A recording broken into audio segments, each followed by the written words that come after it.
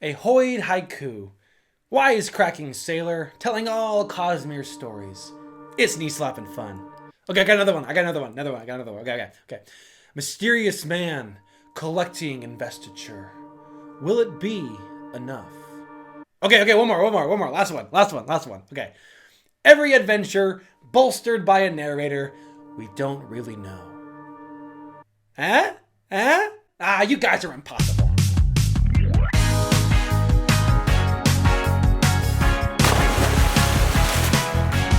Hey everyone, and welcome to the Sandbox. We are here today to discuss yet another secret project by Brandon Sanderson, which is a secret no more, Yumi and the Nightmare Painter.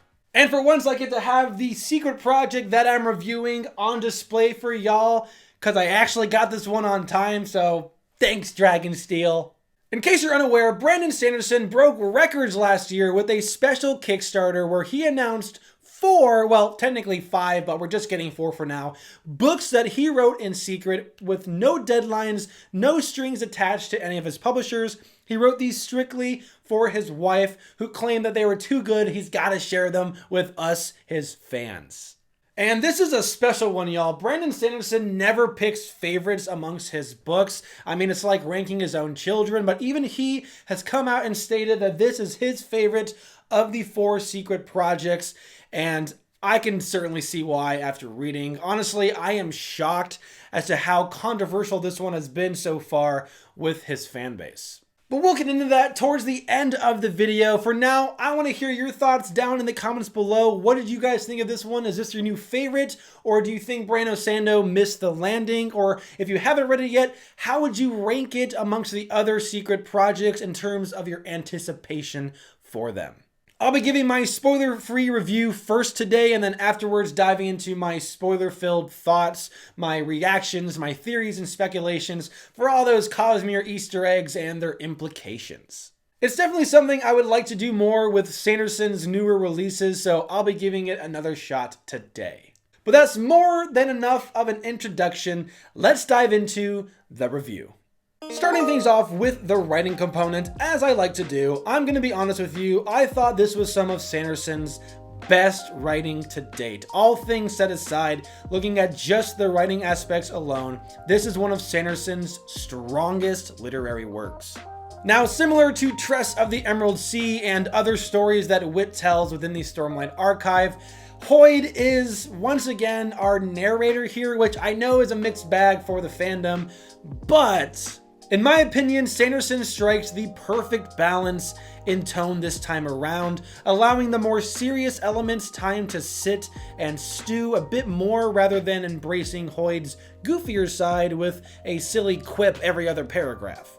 Sanderson has said that this is practice for when he writes Hoid's own series, also titled Dragonsteel, and I feel like Sanderson nailed it. It really does feel like this beautiful, poetic dance, which only helps to further elevate the story being told here. In fact, it actually reminded me of The Emperor's Soul, which is widely regarded as some of Sanderson's best writing as well, and I would stake my name on this one being just as good stylistically and technically. Now, Sanderson's usual bag of tricks and writing devices are still here, but they show up in the best fashion. They're utilized in the best ways and for the best reasons, in my opinion at least. Likewise, the pacing worked wonders for me as well. Sanderson often struggles with the middle of his books after he's introduced most of the new world building aspects and after he's set up the character arcs and their journeys. However, I think this one suffered the least, having this nice gradual growth in the story's development. We're constantly learning more about the settings, about our characters' past, and about the Cosmere. Of all 41 chapters and 2 epilogues, I think the story felt stale for maybe a part of a single chapter.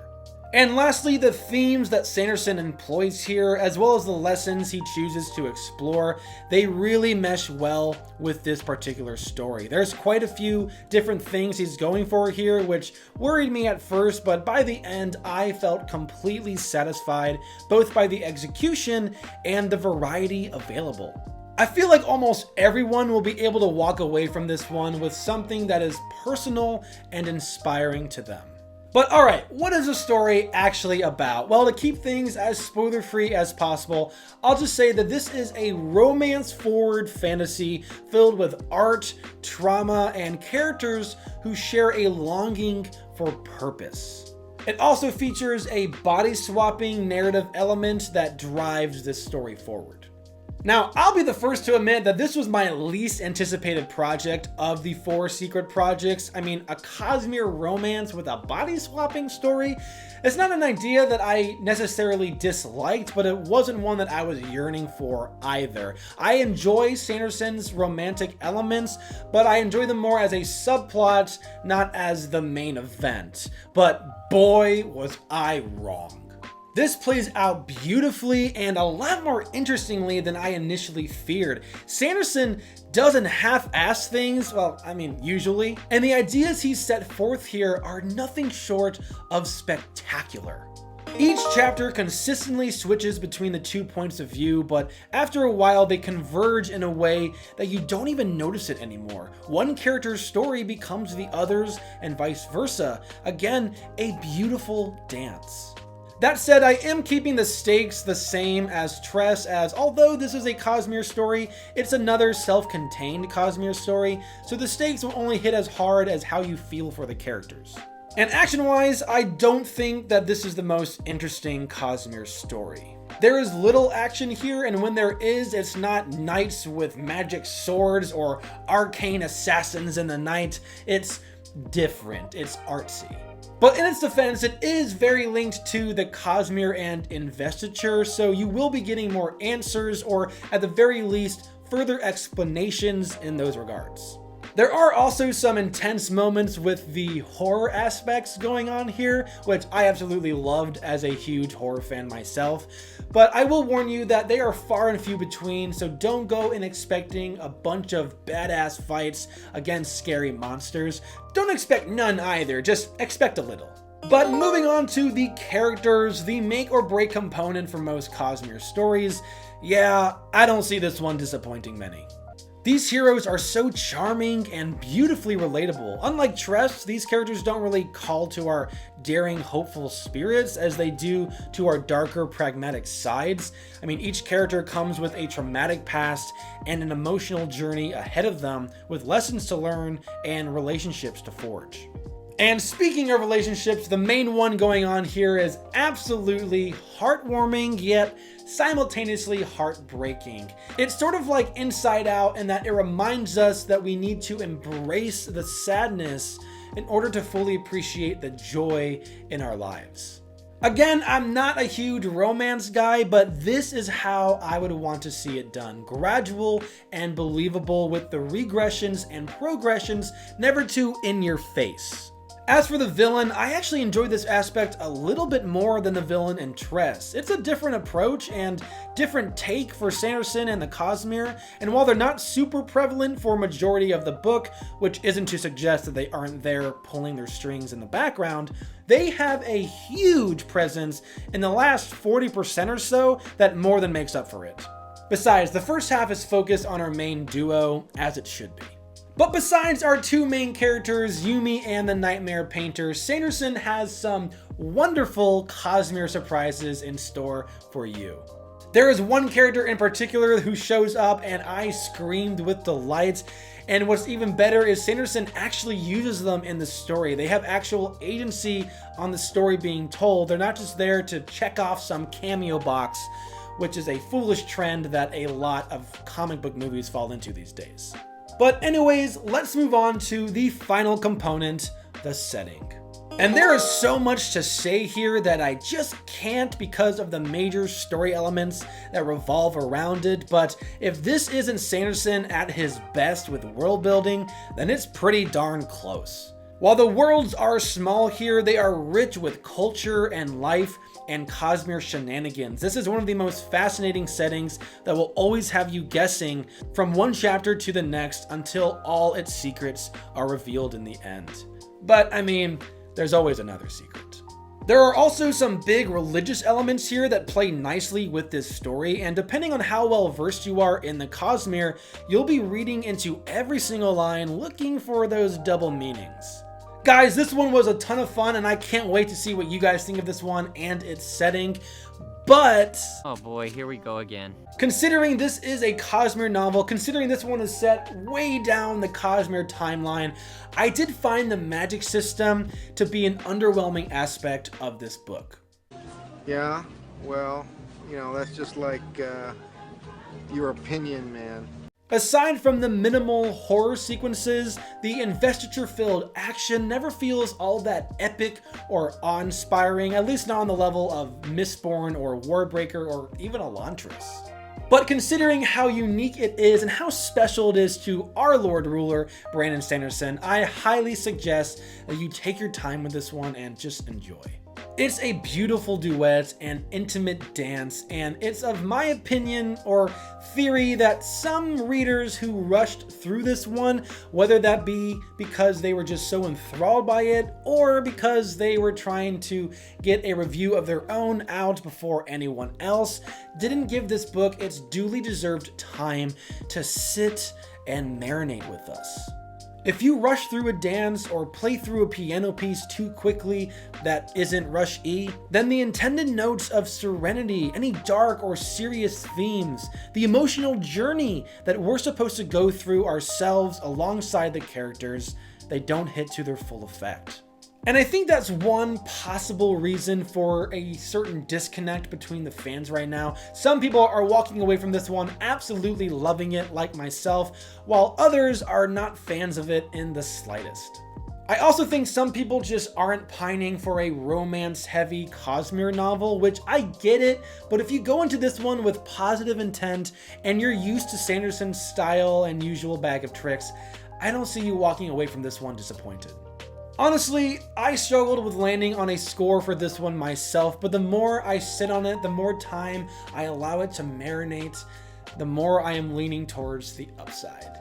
This is at least as good as Tress in my opinion, which I gave a 9 out of 10, the highest score I have given to any book I've reviewed so far. A Game of Thrones, Mistborn: The Final Empire, this is a score that is reserved for immaculate pieces with minimal flaws.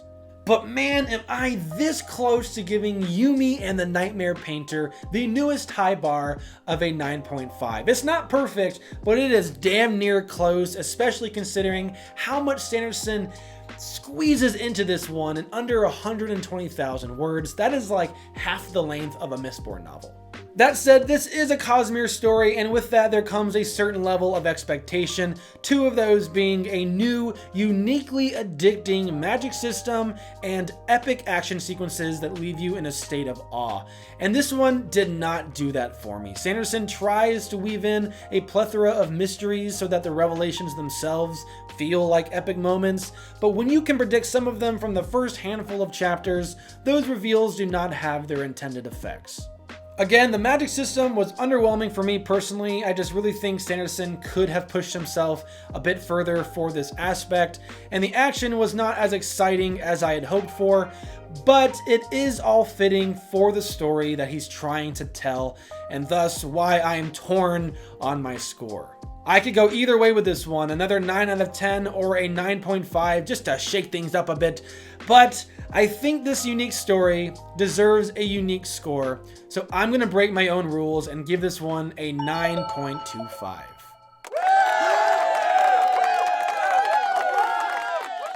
I don't think everyone will agree with me, and that's fine. Sanderson has a vast catalog now with a work that speaks for each one of us, and perhaps this is just one that speaks to me more personally than others have. But I want to hear your thoughts down in the comments. Do you agree? Do you disagree? Pour out your heart and soul in the comments below, and I will meet you guys there to continue discussing this work of art. But as for now, that's it for my spoiler-free review. If you have not read this book yet, pause this video and come back after doing so, because guys, I've got some theories to share. But do me a favor first, hit that like button, share this video with another Cosmere fan. I am trying to be more vocal with the Cosmere community, so I would really appreciate your help. But with that said, let's move on to the spoiler section. My thoughts will not be as organized here as I'm just speaking off the cuff, but I do have some bullet points to keep me on track, so here we go.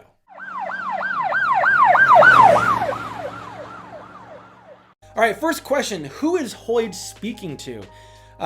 This is Sanderson has come out and said that we should just give up trying with theorizing on this because we're not gonna get it.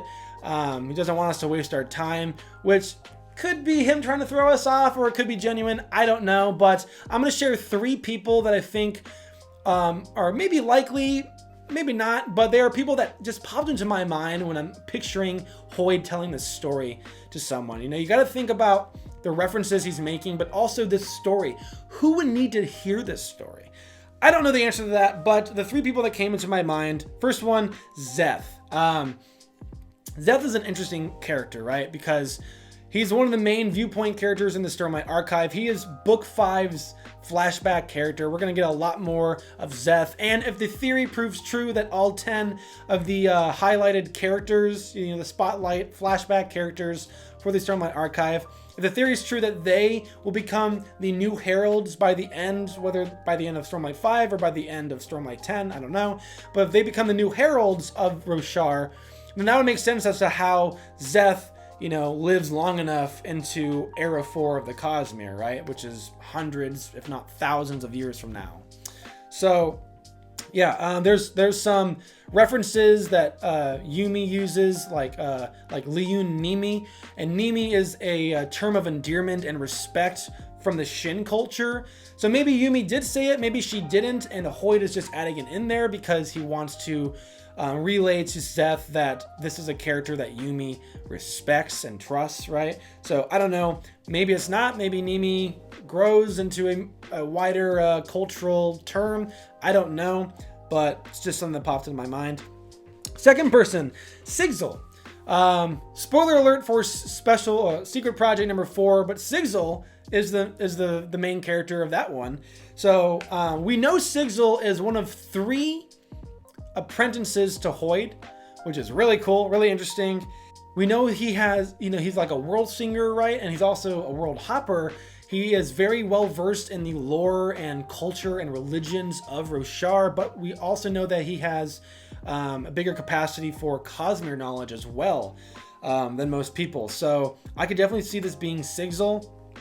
But the third person that came into my mind, for no reason other than the fact that Hoid is telling the story a lot more seriously. He's not, you know, he's not being goofy. He's being more restrained with his jokes. Not fully restrained. It's still Hoid, but more restrained. And the person that I feel like we've seen him talk to this in this way before the most has been Yasna. And Yasna is book 10 for the Stormlight Archive. And if you guys don't think that Sanderson is saving some extra special nuggets for book 10, you're wrong, okay? You're fooling yourself, all right? Kidding yourself. Because she is going to be super important, and she is one of the characters, she's one of the biggest characters that we know the least about. We know that she's very intelligent. We know that she has this this yearning, this search for knowledge, right? And I would stake my life on it that Yasna will be just as well versed in the Cosmere as Sigzil and Hoid down the line, if that theory proves true and she does live that long, right? So I could definitely see this being someone that he's speaking to. And the story-wise, I mean, she is asexual from what I remember Sanderson saying about her. But that could change. We don't know. We need to know more about her past to see what her future might look like. So I could definitely see this being Yasna that Hoid's speaking to. But anyways, moving on, Sanderson mentions there is only one use of investiture in part 1, which helps us to narrow down the magic system on this world of, spoiler alert, Komashi. And it's clear to me that it's when Yumi, she's finished stacking and she is now encouraging, she's coaxing, persuading the spirits to change shape into something useful for her society. And when this happened, I mean, it was a red screen, just all these huge flags going off in my mind like, oh my God, we've seen this before. Okay, and it would make sense as to why the listener is not interrupting and asking what the heck is going on here, because they've seen it on Roshar themselves. This is an example of soul casting. Now, when you think about it, Hoid even says early on, right, that Spren, spirits, Seons, Fae, which, by the way, if we don't see Fae on Whimsy's World, I'm rioting, okay? I'm protesting this whole thing. But anyways, Soul casting, I mean, Sanderson is not coincidental or accidental in the words he chooses to use. His diction is always very purposeful, and he picks, the etymologies of his words for a grander purpose. So I feel like soul casting, if you break that down into its components, soul, same thing as spirit. It's the same thing. It's the same concept, same idea. Yeah, they're different words and they might have slightly different connotations or denotations, but they're the same idea. Casting has a lot of definitions. You can look them up. One of them is to make things change shape, change form. The other, obviously, is to use magic and to cast a spell. Soul casting, you're using magic to manipulate or using magic to use a soul. I feel like that's what she's doing here. Point 3, moving on. Design. Design is off from Shar, guys. This has been a huge topic of discussion on practicality and possibility. Brando has raffoed us many times. But he has said that it is possible. We just don't know how. Obviously, Hoid and maybe others have figured it out in Era 4, because we are in Era 4 now, which there are a lot of pieces of evidence for that. But how they did it is still in question. I would love to hear your theories on this down below. Are they using Stormlight? Have they found a way to make Stormlight, to take it off world? I know that I remember something that's been mentioned many times before in different series, that Stormlight is either the most transferable form of investiture, or maybe it's that when you take it off of its world, it loses the least amount of its magnitude, of its power, right? Versus something like the door, or Elantrian magic, which is very reliant on being on the world of Elantris and geography. So anyways, or is he using breaths? How is he keeping design, and her illusions in place, especially if he's frozen in time? I don't know. Put your theories down below. I want to see what you guys think. Another thing, we get a huge hint in the measurement of investiture, the power scale, right? Design mentions that Elantrians have a higher form of investiture than returned, and the returned are basically like the heralds of Warbreaker, of Nalthis. I mean, they're not as invested as the heralds, I imagine, from Stormlight, but this is their version. I mean, Endowment has literally splintered herself off to give a vast number of breaths to the return. So to hear that the Elantrians are more invested than them, I had to stop reading for 5 minutes, guys. I was like, whoa, what? But the more I thought about it, the more it made sense. Elantrians, whether you think about the actual Elantrians or the Forgers, right? They are kind of the coders of the Cosmere. So they have to have a vast amount of knowledge, right? They have a lot of limitations to keep them in check. One of them being a vast amount of knowledge. They have to know, like, if you're forging, you got to know everything about the soul, everything about their the history and the implications, the uses, blah, blah, blah, right? And if you're Elantrian, you need to know the ruins, the geography of where you go, right? And Tress, Hoid, and the Sorceress use the Elantrian, Aeon magic. So I would imagine that they need to know the geography of the world of Lumar to be able to use that, right? So you have to know a lot about the geography, about the soul and the history and stuff. And if you're using the runes, you gotta know exactly what you're doing with each movement, right? Which, number 2 limitation, you need to have great number of skill. You have to have the great amount of skill. You cannot mess up, even if it's a pixel off, right? It's not going to have its intended effect. We see Raoden get really good because he practices non-stop with these, and he gets really good at it. So he's one of the few to be able to do it at the end of Elantris. Yeah, I mean, if you are a doctor, like, you got to know everything down to microbiology, and how the organs work together, right? Because that's the difference, of healing a scar versus performing a dissection. Like, it's that big of a difference. But anyways, let's move on. Another interesting thing I picked up here is Brandon's intentional use of the word passion. He uses it a bunch of times when talking about art. And he has it italicized sometimes. And I remember one instance at least where he skips a line, just one line on the page, just one word, passion, period, right? So It could be nothing, but it just kind of, again, gave me that sinking feeling. Hey, maybe this is a sign that ODM has been dealt with. Maybe he's been defeated at this point in the Cosmere. I don't know, but he claims to be the Shard of Passion. So you guys let me know what you guys think about this in the comments. I'm also curious whether Autonomy has shown herself here as well. It seems like Virtuosity has somewhat disappeared, so it's possible that an avatar has maybe taken her place. But maybe that would explain why the scholars initially wanted a self-sustaining power generator in the first place. I could be reaching, but it's something that came across my mind multiple times, so I thought I would mention it here. As for those are my big points. I'm gonna share a few. Of my just smaller things that I caught. Some foreshadowing, some Easter eggs. Yeah. Hey guys, so apparently my memory card just totally wiped out right after I said that. Great timing. So just a few things just because I think they're worth sharing and thought they were interesting.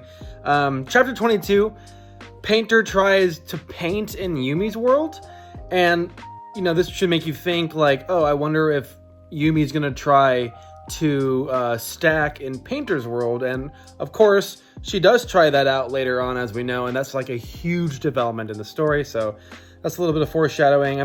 And also in chapter 23, Yumi mentions she understands invisible walls, which I think was foreshadowing to the fact, to the reveal that Yokihijo, all of them are trapped inside of their own towns that are surrounded by these, like, I think they're described as like these pillars of like invisible walls within the shroud. So I thought that was pretty neat.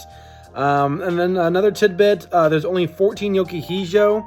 But the scholars note that there is a maximum of 16 at any given time. As we know, 16 is a very important number to the Cosmere. I think there's 16 original shards. There's 16 basic metals in Mistborn. 16 is a pretty important number, so I thought that was cool.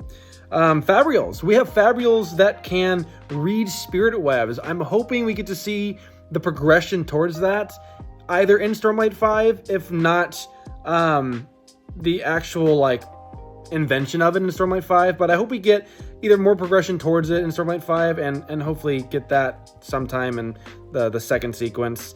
Another thing, Hoid mentions that things are in the last place you look for them, but memories stay lost because you don't know you need to look for them in the first place. And this is another nod and precursor to his explanation later on, I think in the epilogue, where he says that he implemented investiture safety protocols after Todium, Teravangi, and Odium stole some of his breaths and thus some of his memories. Iron 7 Way Station is a nod to the fact that we are in Era 4. Iron is one of the most standout metals that Sanderson chose for this very reason. We have like the bronze and copper gate and the iron gate, but I'm pretty sure that the river that like is very prominent in Luthadel is the Iron Gate River, so I feel like he chose iron for an important reason there. This is just a funny point that I don't know, just made me laugh, but he uses the word undulating like 6 times, which if you are plugged in at all on Book Talk and you know who Murphy Napier is, everyone makes fun of her for not liking the word undulate or undulating. So that made me laugh every time I read it. But yeah, that's it. The last thing I want to just throw out there is it would be great, be hilarious if, because we know Hoid, or Sanderson has said that Hoid will be a main character in Mistborn Era 4. I think it'd be hilarious if we're like part of a book, or maybe one of the books in that trilogy, he's just kind of gone for a long time. And then maybe like in the epilogue, or maybe, in the next part, if it skips it forward a few years, it'd be really funny if he just comes back. They're like, Hoid, where were you? And he's like, well, I'm sorry. I was incapacitated at the coat rack. I think that'd be hysterical. Sanderson, feel free to use that if you're listening. Just plug me in there in your postscript or your forward. Appreciate it. But yeah, that's all I have for you guys. Oh, no, I got one more point. I would not be surprised if Heion is used to power very advanced magic-based technology in Era 3 or 4. I feel like there's a cool moment, again, that, we could have, like, oh, we need this technology, but we just don't have the energy to power it. If only we knew of a more powerful, electrical source. And then Hoid goes, I know of a place. And then we go and visit Komashi. I think that would also be really cool. So yeah, again, Sanderson, just feel free to plug me in, man. I'd appreciate it. But anyways, I've been talking long enough. Thank you guys so much for tuning in. I will see you all next time.